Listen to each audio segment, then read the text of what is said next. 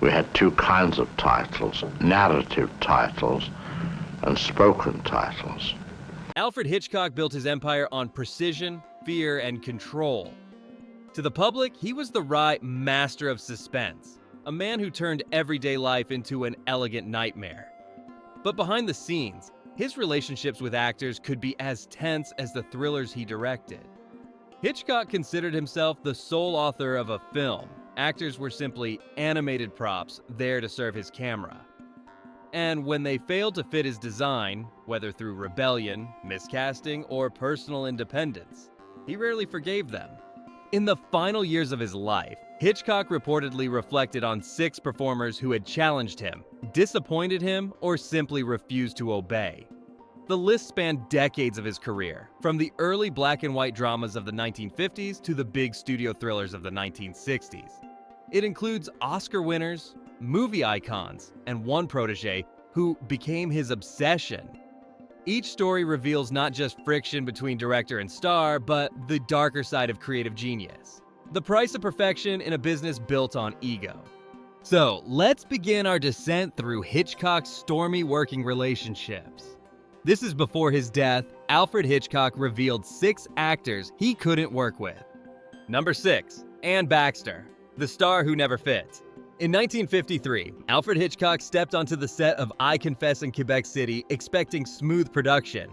Instead, he found himself surrounded by uncertainty. The studio had forced him to recast his leading lady at the last minute. Swedish actress Anita Björk, his original choice, had been dropped after arriving in Hollywood with an unmarried partner and child, an image Warner Brothers deemed too scandalous for the time. In her place came Anne Baxter, already an Academy Award winner for The Razor's Edge and a celebrated schemer from All About Eve. Baxter arrived ready to prove herself. Hitchcock, however, had already made up his mind. To him, she was not the cool, sculpted heroine his camera adored. She was too earthy, too American, too direct. He later told critic Peter Bogdanovich with characteristic cruelty, "There were 2 things wrong with I Confess. I didn't enjoy working with Montgomery Clift because he was too obscure and Anne Baxter was completely miscast." Those 2 sentences reduced months of labor to an afterthought. I'm sorry.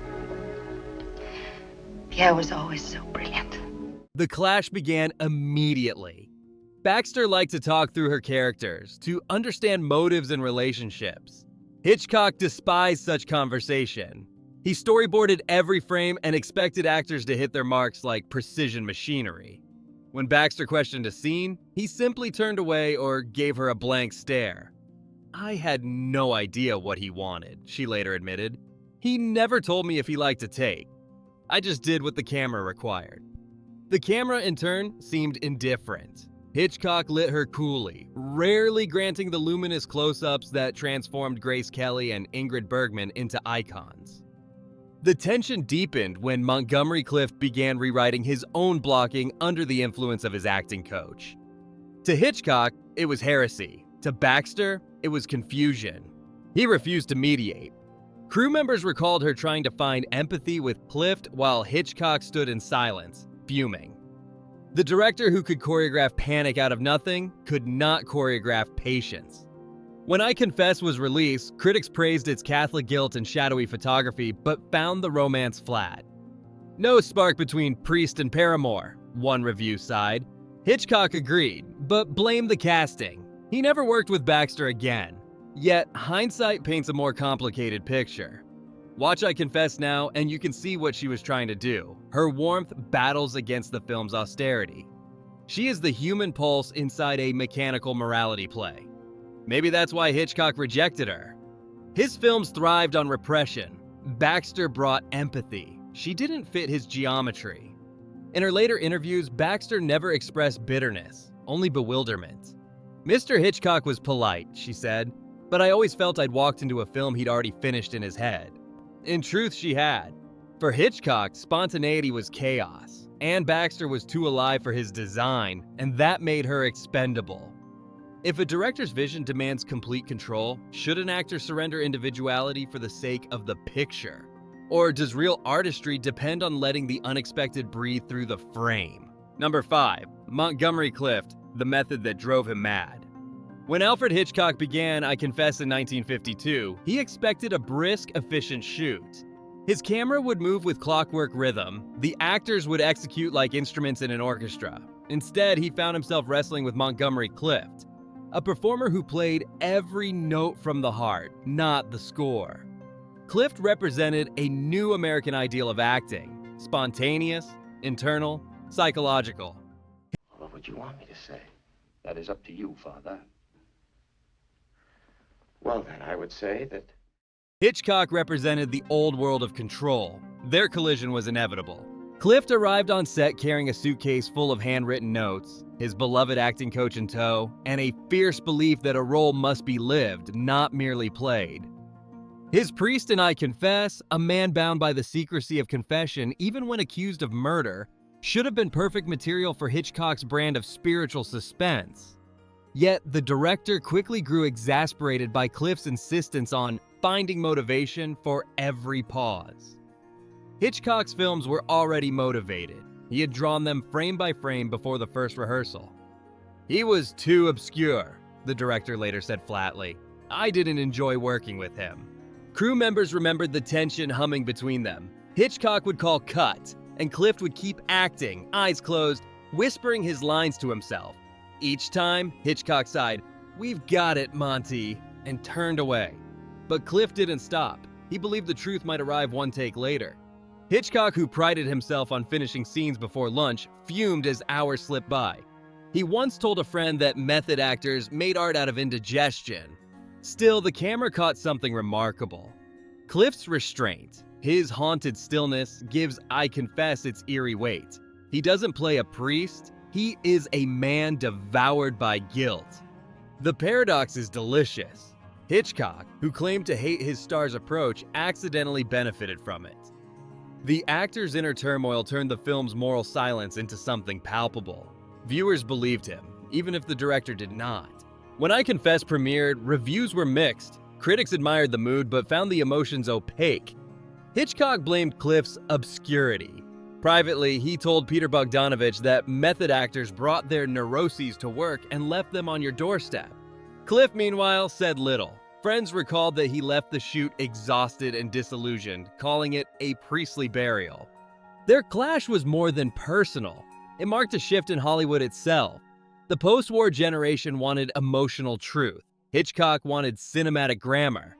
In his world, emotion came from montage, not method. Clift's improvisations broke the rhythm of his editing plans. They turned the camera into a witness rather than a machine.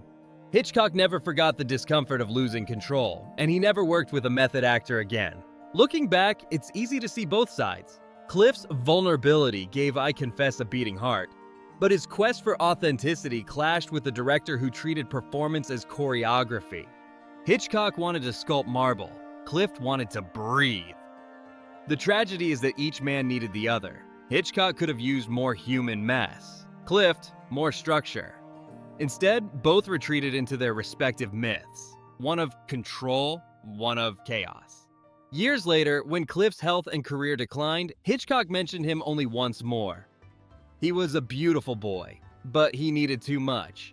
Perhaps that was what frightened him most. An actor he couldn't predict, a soul that wouldn't obey the script. When precision and passion collide, which makes the stronger art? The director's blueprint or the actor's heartbeat? If you had been in Hitchcock's chair, would you have tried to tame Clift's intensity or trusted it to carry the film? Number 4. Julie Andrews, Miscast and Mismatched. By 1966, Julie Andrews was Hollywood royalty. She had danced across rooftops in Mary Poppins and sung her way through the Alps in The Sound of Music. She was wholesome, beloved, and box office gold. For Universal Pictures, casting her opposite Paul Newman in Alfred Hitchcock's Cold War thriller Torn Curtain seemed like a dream pairing. For Hitchcock, it was a nightmare in sensible heels. Oh, Michael. He hadn't wanted her, or Newman. Both were imposed on him by the studio, who wanted glamour and star power. Hitchcock wanted control. He complained before the first frame was shot. The combined salaries of Andrews and Newman, he said, could have funded 3 of his earlier masterpieces. Worse, he thought they were completely wrong for the story. "She brings sunshine to a nightmare," he told his assistant grimly. The director, who thrived on tension and repression, was suddenly saddled with Hollywood's two most radiant stars. Their optimism clashed with his paranoia. He called them two saints wandering through a swamp. From day one, Hitchcock kept his distance. Andrews remembered that he rarely gave her notes, preferring to adjust the lights rather than the performances. "I didn't have to act," she said later. "I merely went along for the ride." The kick was working for Mr. Hitchcock. She meant it kindly, but her words betrayed the truth. She wasn't sure what he wanted.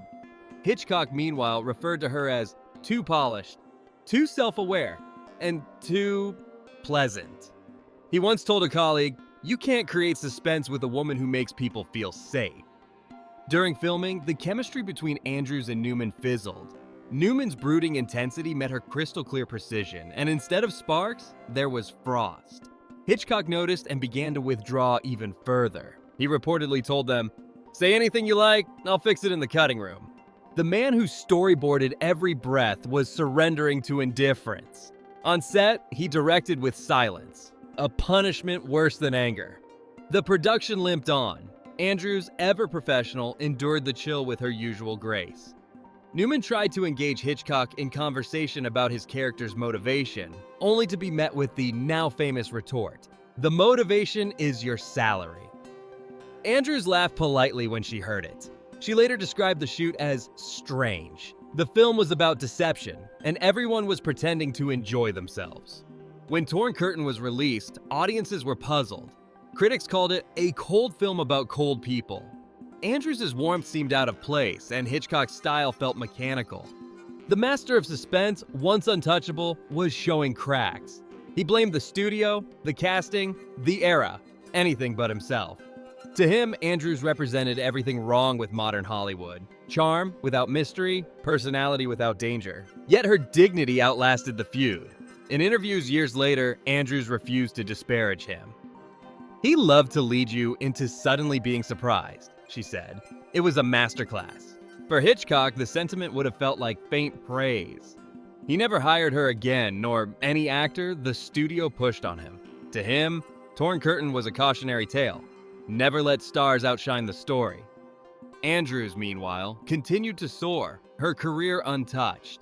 But she often said that Torn Curtain taught her something vital. Even the greatest directors are human. It was a polite way of saying what everyone knew, that sometimes genius and grace don't mix. When a director's vision and an actor's image clash, who carries the blame when the movie falters? Would Torn Curtain have worked if Hitchcock had trusted Julie Andrews' warmth instead of fearing it? Number 3. Paul Newman, the method actor who questioned everything. By the mid-1960s, Alfred Hitchcock's authority in Hollywood seemed absolute. Every shot pre-planned, every movement predetermined. Then came Torn Curtain, 1966, a film meant to reignite his commercial power after Marnie. But Universal didn't just give him a budget. They gave him Paul Newman, the most famous method actor of his generation. Gentlemen, I thought this was to be a scientific interrogation. It was the beginning of a Cold War both on-screen and off. Hitchcock had always believed actors should fit the film, not the other way around. Newman believed character created the film. On the first day of shooting, the director presented his storyboards as gospel. Newman responded with questions about motivation and inner truth. To Hitchcock, that word, motivation, was like sand in a gear. "Your motivation," he snapped, "is your salary." Crew members laughed nervously, but it wasn't a joke. In letters written during the shoot, Hitchcock mocked the new wave of actor studio disciples. "They wander about mumbling about their souls. I just need them to hit their marks." Newman, meanwhile, found the director's style suffocating. Used to collaborative rehearsal, he called the experience like acting inside a blueprint. The set became a duel of philosophies: precision versus spontaneity, control versus instinct. Hitchcock's approach left no room for accidents. He shot only what he needed, refusing coverage or improvisation. Newman, searching for emotional truth, often gave different readings each take. The director saw it as chaos, the actor as exploration. When tension flared, Hitchcock retreated into sarcasm. "Say anything you like. he told his stars. "I'll fix it in the cutting room." For a man famous for micromanaging fear, indifference became his quiet rebellion. The resulting film mirrored their frost. Newman's American Scientist defecting behind the Iron Curtain should have burned with paranoia, yet his performance felt glacial. Hitchcock's framing, wide, deliberate, drained of intimacy, boxed him in. Julie Andrews, radiant and out of place, struggled to bridge the emotional gap. Reviewers sensed it immediately. One wrote, "Torn Curtain feels like a thriller that doesn't believe in its own heartbeat." Off camera, both men pretended civility. Newman sent the director a case of beer after rap. Hitchcock returned it unopened. He later joked, "I prefer actors who don't think. It slows the picture down." Newman never mentioned Hitchcock again in interviews, except to note dryly, "We saw things differently." But time has softened the verdict. In hindsight, their friction represented a seismic shift in film history, the old studio artisan colliding with a new American realism. Hitchcock's clockwork craft was giving way to the psychology that would soon define The Graduate and Easy Rider. He sensed it, disliked it, and perhaps feared it. Newman, meanwhile, walked away vindicated, going on to create some of cinema's most human antiheroes. In the end, Torn Curtain became less about spies than about an artist confronting the limits of control. Newman's questions forced Hitchcock to look at something he despised: emotion unplanned. The master of suspense, it turned out, couldn't script vulnerability. When creative philosophies clash, one built on design, the other on discovery, which produces the stronger truth? If you'd been in Hitchcock's chair, would you have tightened the leash or let Paul Newman's instinct rewrite the frame? Number 2. Vera Miles, From Muse to Disappointment. For a brief moment in the 1950s, Vera Miles looked like she would be Alfred Hitchcock's next Grace Kelly. He saw in her a quiet beauty and composure that perfectly suited his taste for icy restraint. When Kelly left Hollywood to marry a prince, Hitchcock set out to mold a new star from scratch. And Vera Miles seemed destined to be the chosen one. He cast her opposite Henry Fonda in The Wrong Man, 1956, and was preparing a much more ambitious role for her in Vertigo, 1958. But life, inconveniently, refused to follow the script. Just as pre-production began, Miles discovered she was pregnant. Hitchcock's reaction was pure control meeting chaos, fury disguised as disappointment. She became pregnant just before the part that was going to turn her into a star, he told Francois Truffaut decades later. After that, I lost interest. I couldn't get the rhythm going with her again. The director replaced her with Kim Novak, whom he never quite forgave for being someone else's choice. For Hitchcock, art was order, and Miles's pregnancy had interrupted the plan. He said Manny was booked for a holdup. Yeah. The emotional fallout lingered. Although he cast her again as Lila Crane in Psycho, 1960, she sensed the distance. On set, he was cordial but mechanical, treating her as a tool rather than a collaborator. Crew members recalled that when she asked for clarification about a scene, he replied without looking up, "Just do what's on the page." It was the opposite of his earlier mentoring tone. Hitchcock could nurse grudges the way other men nursed cigars, slowly, deliberately, until nothing but ash remained. For Miles, Psycho should have been a triumph, but she found herself overshadowed by Janet Leigh's infamous shower scene and Anthony Perkins's eerie charm.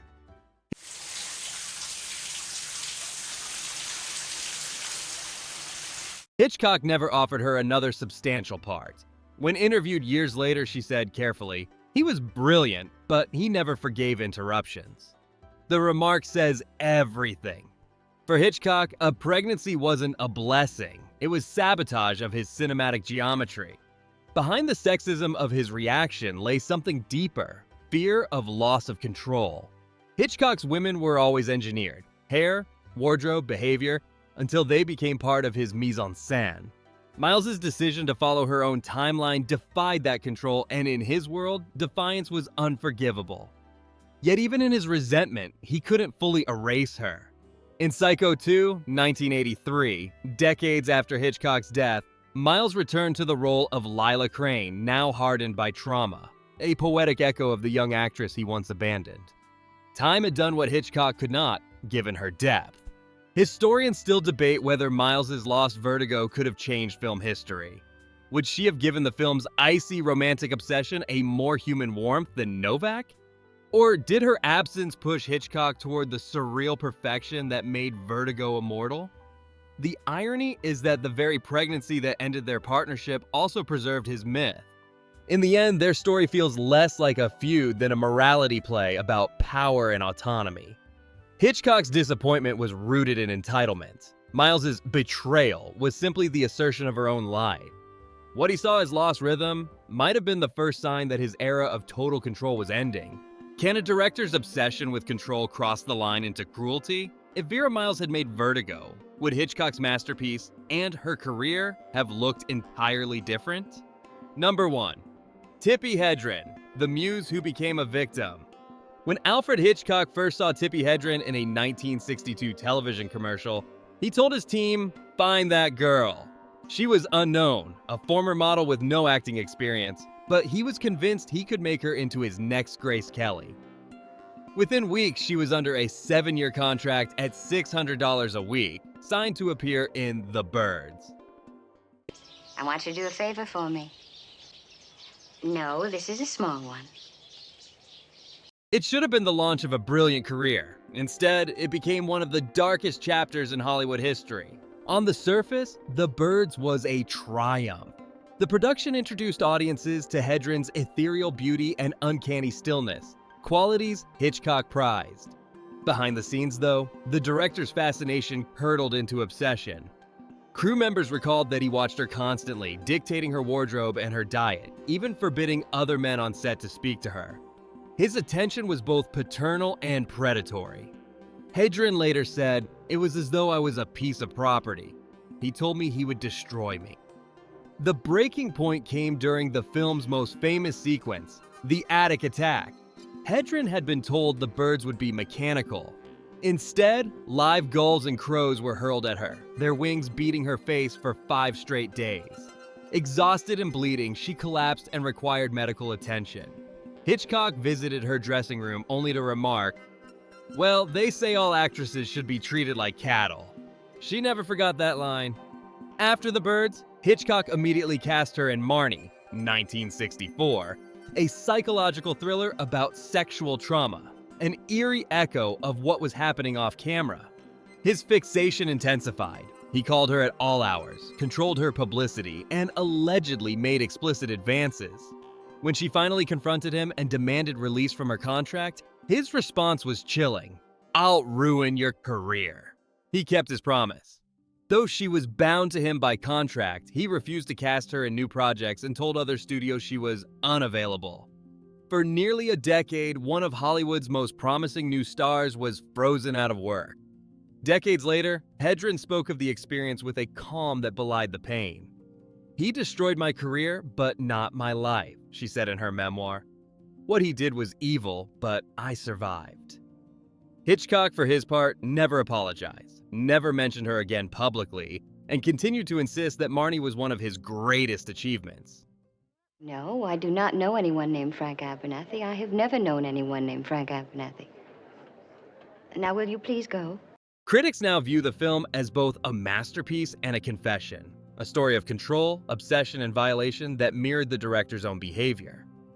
Historians have wrestled with how to reconcile genius with cruelty.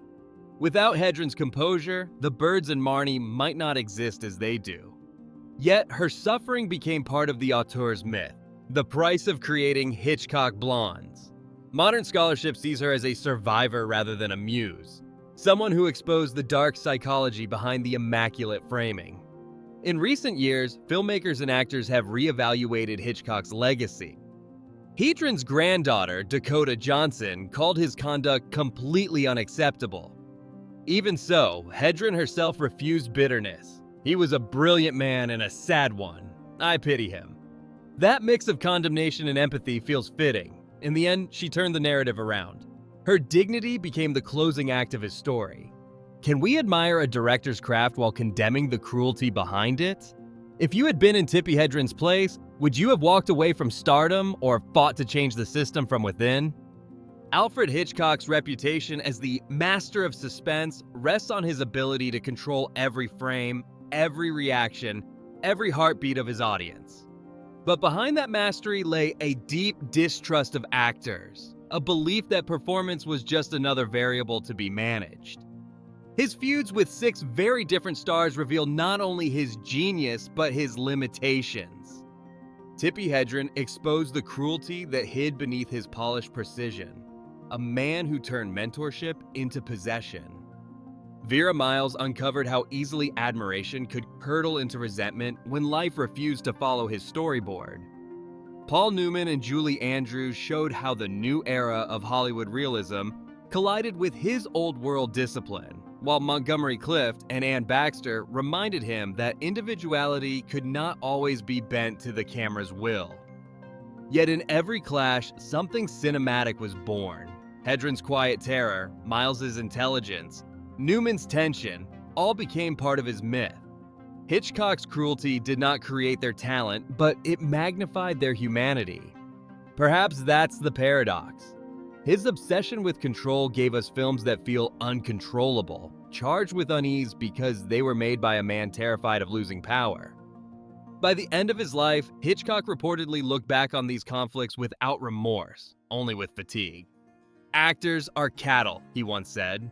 Maybe he meant it, or maybe, as some biographers suggest, he was trying to convince himself that feelings had no place in his art. But they did. Every scream, every silence, every trembling close-up proved that feelings were what made his art immortal.